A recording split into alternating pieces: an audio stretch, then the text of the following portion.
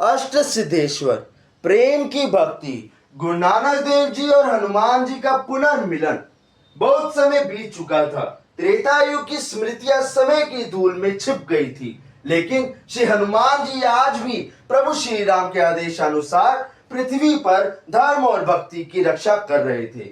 दूसरी ओर कलयुग में गुरु नानक देव जी अपनी उदासी और धार्मिक यात्राओं के माध्यम से संसार को एक ईश्वर, प्रेम, सत्य और सेवा का संदेश दे रहे थे। एक दिन गुरु नानक देव जी हिमालय की दुर्गम घाटियों से होकर एक ऐसे वन में पहुंचे जहां वर्षों से अनेक सिद्ध योगी तपस्या कर रहे थे। वातावरण में अद्भुत शांति थी।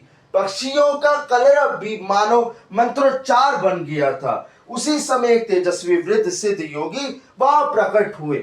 उनकी आंखों में अपार करुणा थी, शरीर से दिव्य आभा निकल रही थी और उनके मुख पर राम नाम का निरंतर स्मरण था। कोई भी उन्हें पहचान नहीं पाया। गुरु नानक देव जी ने उस योगी को देखते ही हाथ जोड़कर प्रणाम किया और मुस्कुराते हुए बोले, जो प्रभु राम के नाम में सदैव लीन रहता है, उसे पहचानने के लिए किसी परिचय की आवश्यकता नहीं होती। आप स्वयं पवन पुत्र हनुमान हैं। सिद्ध योगी मुस्कुराए। अगले ही क्षण उनका दिव्य स्वरूप प्रकट हुआ।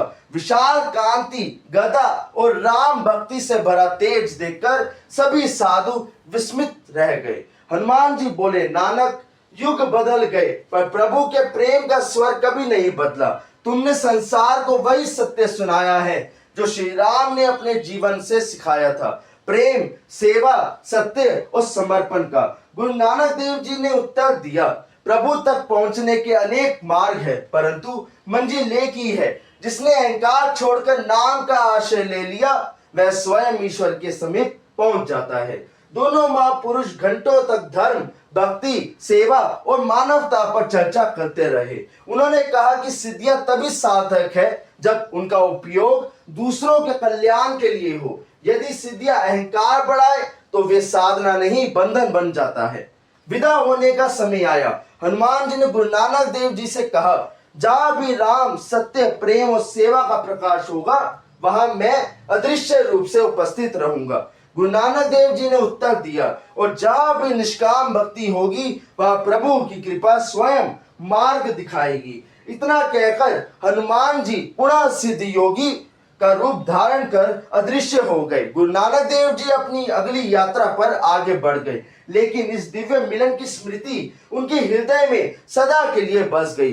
कथा से हमें यह संदेश मिलता है, सच्ची भक्ति किसी एक युग, पंथ या स्वरूप तक सीमित नहीं होती। प्रेम, सेवा, सत्य, विनम्रता और ईश्वर का स्मरण ही वह सेतु है जो सभी महापुरुषों की शिक्षाओं को एक सूत्र में जोड़ता है।